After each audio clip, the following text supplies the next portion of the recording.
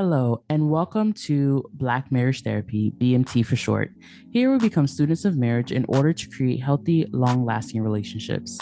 I'm your host, Kristen Smith, and in today's episode, we discuss one secret to a thriving marriage that is a strong community.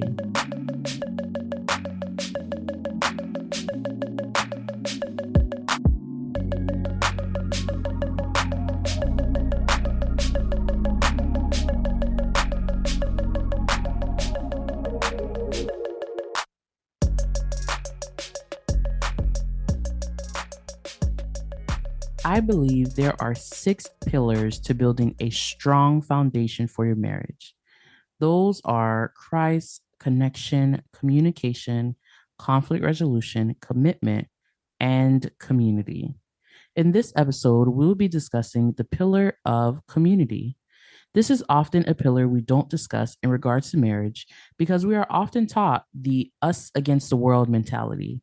While I agree with guarding your marriage with vigor, I believe it is essential that we learn to put our marriage into a healthy community environment so that we can thrive. In this episode, we will discuss what community is and isn't, why community is important, and how to build strong community for your marriage while guarding your marriage. If you have been enjoying the content, please follow us on Instagram at Black Marriage Therapy. Rate us on your podcast platform and share your favorite episode with a friend. We also have a unique opportunity for you to support this podcast monthly. All you have to do is go to our show notes and click the link to support this podcast. For as little as 99 cents per month, you could partner with us to continue to provide you with high quality content. Hello, everyone. Welcome to another episode.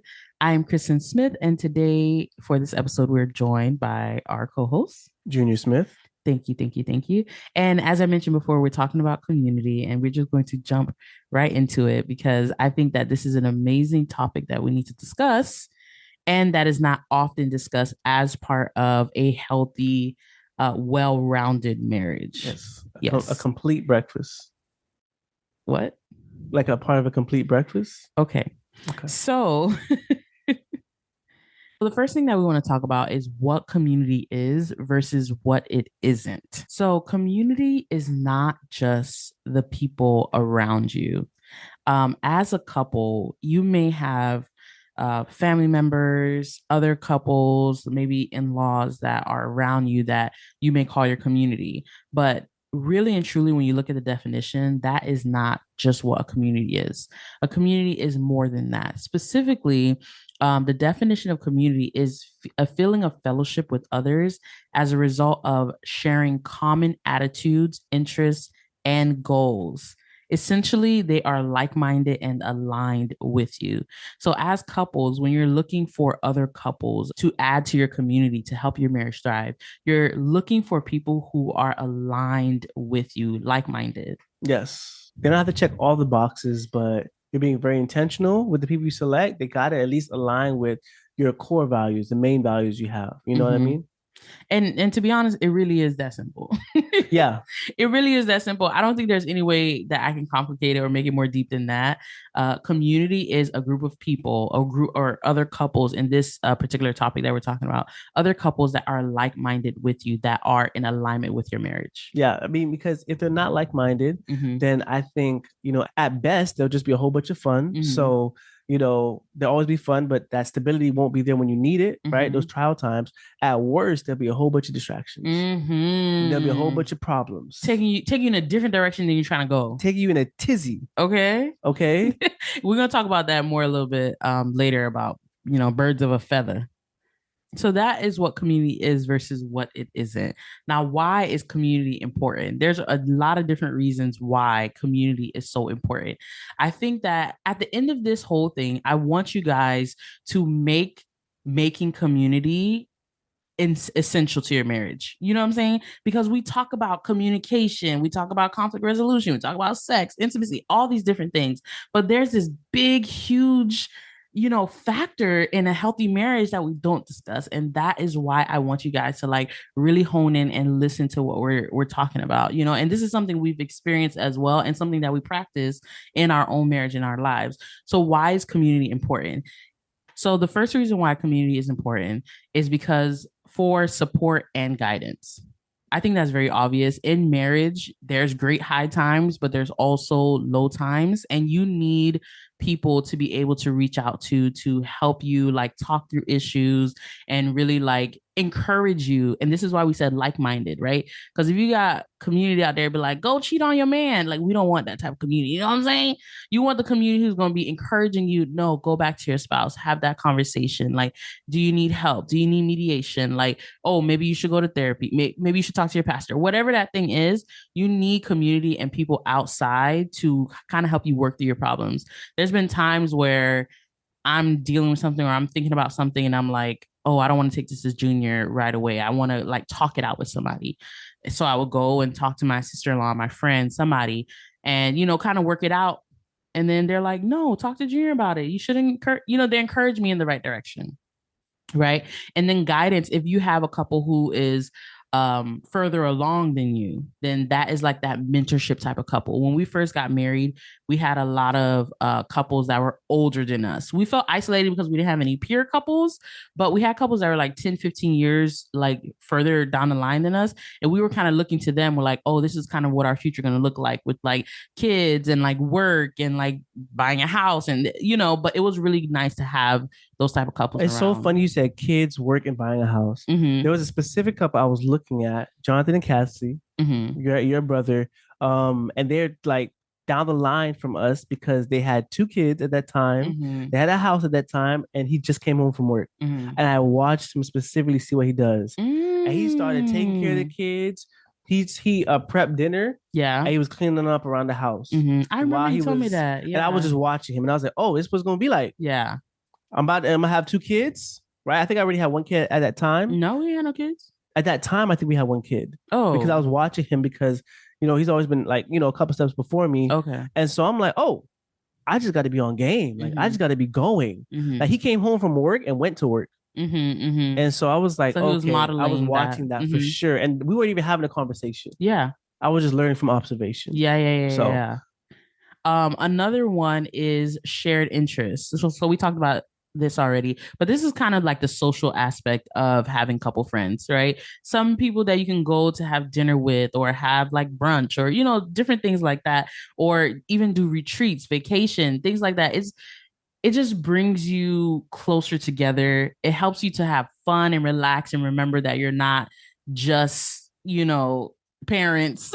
Yeah. Okay. Or like get away from that busy life and just enjoy each other. Now, listen, it's okay to have that couple that you go to for business, like, oh, I'm talking to you about finances. I'm talking to you about marriage, or you are my mentor couple. That's cool and everything. However, this community thing only works as well as diet works. You say the best diet is one you stick to. Yeah. If you don't have any interest in the couple that you want to stay in communion with, you're not going to call them. You're not going to talk to them. Yeah. Y'all kids not going to hang out. So you can't force it. And so to make life easier on you, yes, are you going to have some of those couples where it's like, no, I call you for this reason, I call you for that reason? Of course you are. Yeah. You're not going to be calling everybody and making the same jokes with everybody. However, it is important that you look for those interests, those like interests, so that you can actually have a real connection, right? And the connection will bring about the community, and that's the resource you need. It makes it more genuine. I like that. And easier. It makes it an easier addition to your life. Yeah. The next one I want to add is accountability. I like this one. When it comes to accountability, I think there are things that you may be struggling with or things that you want to be working on. And having a couple who is on a peer level, especially to help you do that is very helpful. So for example, if you're like, you know what, I want to spend more time with my kids. I want to be able to put the phone down and, like not do business 24 hours, right? If the other couple has that same experience, they can help to keep you accountable. The next time you talk, oh, how's it going? So essentially, keeping each other accountable is just things that you want to grow in, things that you want to work on in your marriage. Having another couple there that understands like what relationships are, the dynamics of family and all the busyness of life to kind of help you move forward and grow. I agree with everything you said, Kristen. My biggest reason to build community for the guy out there that's listening, you have to make community. Like you said, we understand this when it comes to kids, the environment, the kids or the friends we allow them to keep. right? We're so particular with shaping the environment that they're in. Yeah. Right. Even the music they listen to, like we're trying to shape that environment because we understand the environment is what's going to cause the relationship to grow. Same thing with your marriage. So my biggest support for that guy who's like, I'm not really into opening up or making community, making friends. It is an investment. Okay. It's an investment in the future of your marriage. Because when your marriage, it may not be hard now, but when you see trials, when you see tribulations in your marriage, it is such a good resource to have somebody there who you've already vetted. You already did, oh, this is my favorite sports team. Oh, this is my favorite color. You've already been through that. So now you know that this person can give you solid advice. Or now you know that you can feel free to be vulnerable and transparent with this person. That they're going to tell you the right things, right, when you're going through those hard times. So that's my greatest advice for you is that it's a great resource to have, right, when you are going through those trials. Now, the second thing I want to say is outside of trials and tribulations, it'll sneak up on you. Having a good community will sneak up on you. So if you make the decision, oh, I'm going to start intentionally putting people on my roster, right? Finding people who have the same interests that align with me, it'll sneak up on you. Eventually, you'll be having a surprise birthday party surrounded by 3 or 4 of these people who you didn't even know would mean so much to you to have a relationship with these people. But you just decided to start building community, making your community intentionally, right? In preparation for those hard times. And now look, they're sweetening the good times too, right? And making the low times more manageable. So it's just altogether beneficial for your relationship, for your marriage. So those are just a few of the points, but essentially we're talking about iron sharpening iron and, having people around you that is going to enhance your marriage and keep you pushing towards the marriage that you envision. This episode of Black Marriage Therapy is sponsored by BetterHelp. One of the things we always say on the show is that a healthy marriage begins with healthy individuals. One way to work on your growth is through therapy. My marriage was being affected by things I was going through on a personal level, but attending therapy helped me to work through my issues, which benefited my relationship positively. Therapy can be a place to work through the challenges you face in all of your relationships, whether with friends, work, your significant other, or anyone. If you would like to make a difference personally and in your marriage, give BetterHelp a try. It's entirely online. Designed to be convenient, flexible, and suited to your schedule, just fill out a brief questionnaire to get matched with a licensed therapist and switch therapists anytime for no additional charge. Become your soulmate whether you're looking for one or not. Visit betterhelp.com/blackmarriage today to get 10% off your first month. That's BetterHelp, HELP.com/blackmarriage. So for this portion, right before we get to the end, I do want to talk about a little bit our experience when it comes to community. As you guys know, we got married at 18 years old and we got married in Miami. So the city of Miami is beautiful, but it's not a city for couples. Now it's funny that I say that because of course there's a whole bunch of married couples there, right? There's a whole bunch of married people there. But the city itself is like a bachelor. It's for rich, wealthy bachelors and bachelorettes. Like, you know what I'm saying? Like, so especially at that young age in our age group, no one was married. Okay. Everyone was worried about getting that bag, or they were worried about, dating and having fun and, going to school, things like that, which is no problem, of course. But when we got married, there was no one in our peer group, in the city that were married. So it was isolating a little bit because I remember there was times and things that we're going through that I was just like, dang, I don't feel like I have like people to talk to. Now, what's interesting is though we had couples around us at our church that were like 10 years, 15 years in, and they were great, like I mentioned before, to look up to and to like, talk to, and they can kind of give you guidance. But sometimes when you need that peer-to-peer support where people are in their same stage of life, like we were dealing with trying to find an apartment. They had bought a house. They had like 3, 4 kids already. You know what I'm saying? Like they had their careers established. We were still in school trying to figure things out like that. So we didn't have that, when we were in Miami. And then when we moved up north to North Florida, that is when we first built our community of couples. And it was so nice because we did have a mentor couple, which we, could ask for advice for, but we had a whole bunch of couples who were in the same place that we were, right? They were, living in apartments and things like that. And it was so crazy to see how they were moving up in stages of life with us, and it, like, we were buying houses at the same time, we were having kids at the same time, like we were starting businesses at the same time, like there were so many things that we were doing at the same time, where it was just a phone call away, where it's just like, oh my gosh, this baby won't stop crying, what should we do? Or like, man, I don't feel beautiful after having a baby, or whatever, oh, I just started this business. There were so many different things, so many different conversations we've had that has garnered us support, on top of having a group of people to have fun with. We had fun and we also had support. And I think like we really saw our relationship change for the better. Us as a relationship, and then us individually having people that we can reach out to and have fun with and all those different things. Yeah, no, I think it's super cool to have couples you guys can hang out with, right? Like the guy and the girl, because like she said, individually, like I would find friends that I hang out with, right? Mhm. They're married, but maybe let's say the wife and Kristen don't know each other, right? Or she would have friends and I don't know the husband too well, right? But it's super cool when you guys can get a couple that's a mutual friend. That's awesome, right? Because now you can hang out. It's just more people, the more the merrier for me. So, moving on, we're going to talk about how to build a strong community for your marriage, while I think this is very important, guarding your marriage, which is setting boundaries essentially, because um, you're still married and you are still a unit.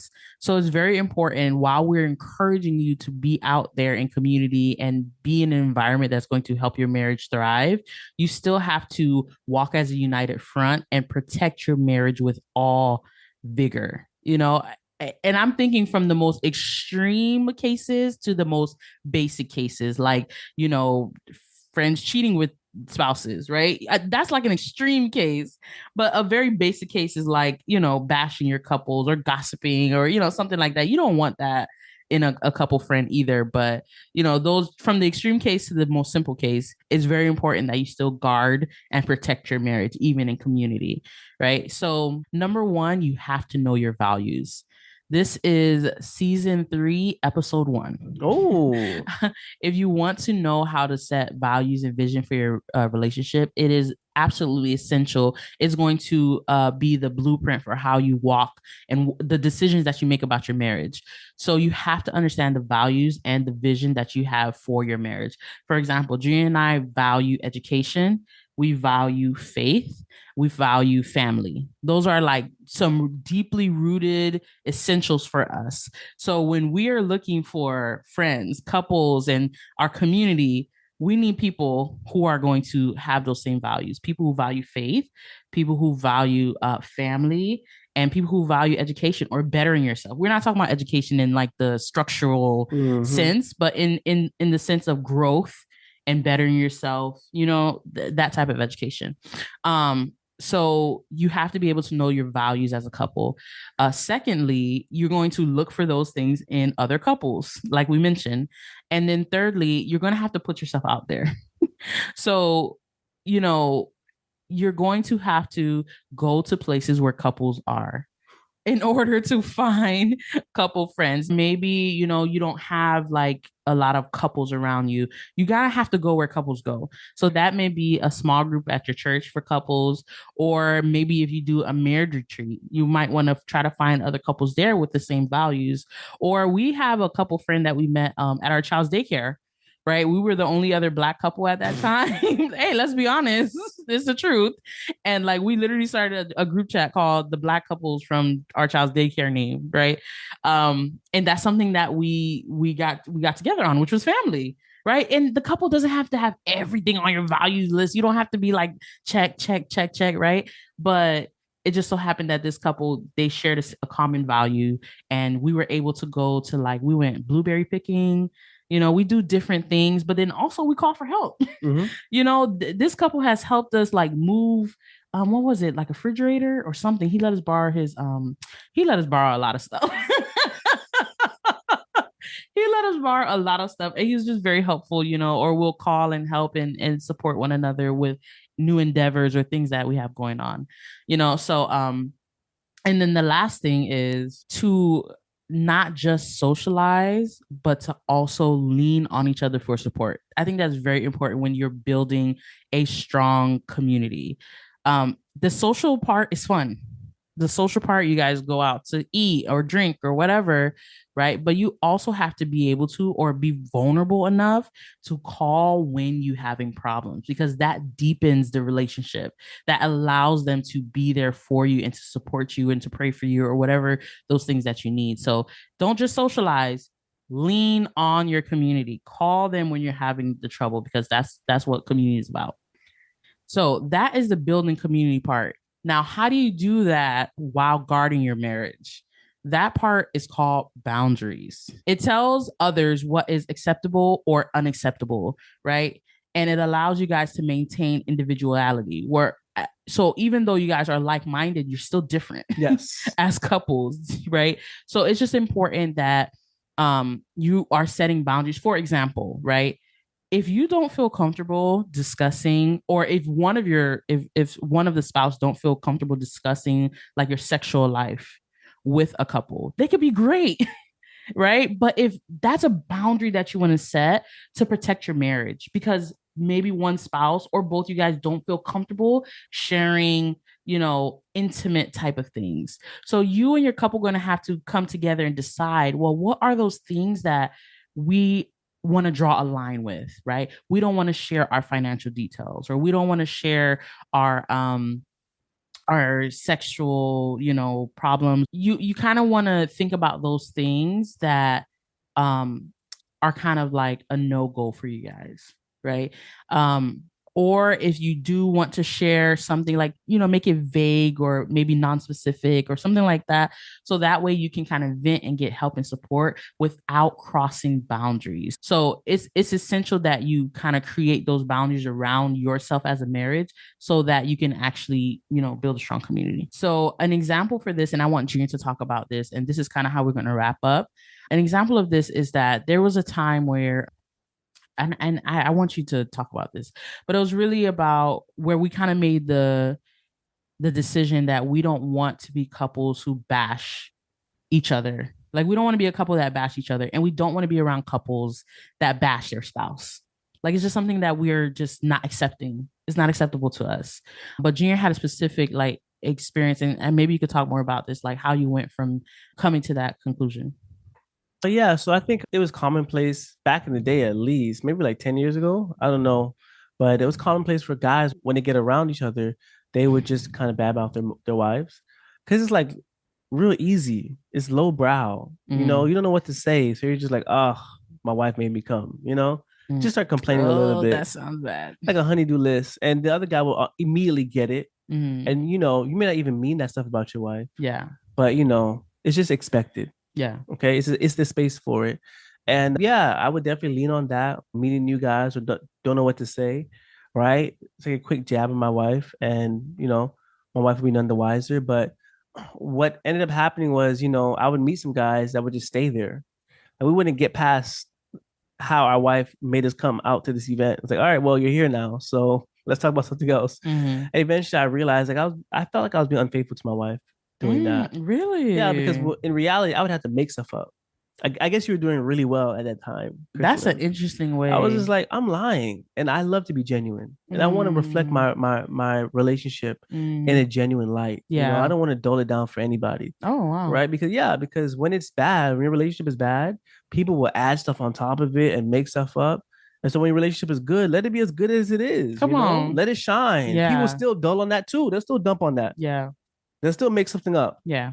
Even though ain't nothing wrong going on at home. So I was like, no, I want to start, representing it the right way in truth. Mm-hmm. If there is an issue, right, I still want to do it in a more classy way. I just met you, dude. There's no reason for me to even, why is my wife's name in my mouth? And I just met you, bro. So yeah, I stopped doing that. And There were a couple of guys who got the hints and they just kind of stopped doing that. And we just had How to have did you like go real about that? Because you didn't have a conversation. You just didn't go along with it. Like you didn't laugh or something. Well, yeah. So sometimes, honestly, I would initiate. I would start with that, and that would let the guy know he can do it again. So I just never started with that. Oh, I okay. just stopped using that as a starting line. And then As other a way to guys, connect. yeah, as a way to break the ice. Other guys would do it, and I just wouldn't respond. And then, of course, I think the main response that a guy's looking for when he does that is for you to do it back. You don't even have to be like, "Oh, that's not funny." You don't have to go all. You don't gotta do all of You that. don't gotta be weird. You gotta be weird. Yeah. If you just don't respond exactly the way he wants you to They'll get the respond, hint. they'll get the hint immediately. Yeah. If you don't retort, come back with something like, "Yeah, man, I understand." If you just like, "Oh, okay, that's interesting," Yeah. they'll be like, "Oh, damn." So yeah, but it's interesting that when I started doing that, I felt like I don't know if there was a movement or something, but guys, at least the guys I know, the guys I've been meeting, they don't do that anymore. Yeah. Maybe that died with like the previous generation. Yeah. Maybe I mean, we did start meeting people our age. We did. So maybe that's another thing. Maybe, yeah. Simultaneously, right? Yeah, that's a good point. But yeah, so I don't really have that issue at all anymore. Really. Yeah. And I remember when you told me like you were doing that and stuff like that. And it just made me really happy. I was just like, okay, great. But then also it allows us to like, kind of set an expectation and like set a boundary. Like we don't really do that. We don't bash each other. Now it's funny because for me, I was the opposite. So, and I don't know if I was taught this. I don't know how I came about this, but I would praise you everywhere I went. Like so much to the point where people would know Junior before they even met Junior. Because I remember we used to work at the same place, but before we worked there, I worked there. So whenever people ask me about my husband, I would just talk him up. And then when he got there, it wasn't that I was saying anything that was a lie, but people had like a expectation, like they kind of like already knew you, you know what I'm saying? But I felt like, and this is the truth of why I was doing that. I felt like I was protecting my relationship. I felt like I was protecting my relationship by talking you up, right? Protecting myself and protecting us. Because it's just like, you're not going to have, not from me, I'm not going to give you ammo to come and build a wedge between us. Right. So it's just like, you only going to hear good stuff from me. So if you want to talk about something, it's going to be good. And I'm glad you did that because we were so young. People think we're joking anyways. Yeah. I can't tell you the amount of times I told somebody I'm married. I was like 18, 19. They just laugh in my face. Goof all, like just laugh in my face. And then, the next minute they hear me talking bad about you. They're like, oh, this guy isn't serious. Yeah. So, but you're doing it right. Right? You're representing us the right way. They're like, oh, no, they're actually in love or this is serious. Yeah. I can't come in between or I can't poke at this just for fun. Yeah. And I would say when I walked into that job, bro, even the manager treated me different. So that's the thing. Like, if you got to set the standard for your relationship, and that's really what boundaries are. That's what we're talking about here. Like, set the standard for your relationship. You tell people what's acceptable and unacceptable. So I'm talking you up. People are not gonna come in here wild and crazy. They already know. I was like, no, my husband's smart. No, my husband's they still tried. They didn't come in crazy, but they came in wild. They did. They came in hot. Now let me tell you something. That whole job was wild. They came in. It was a lot of colorful characters at that job. Is that what we're calling them? Colorful. Listen, guys, it was a call center. All right, so just go ahead and imagine the colorful characters. Anybody who worked at a call center know exactly what we're talking about. The age range was limitless. But even though they had a lot of respect for us. Because of you. Because I wasn't doing the job the right way. And that's nothing I got to say. Because we're talking about boundaries and showing people how you want to be treated.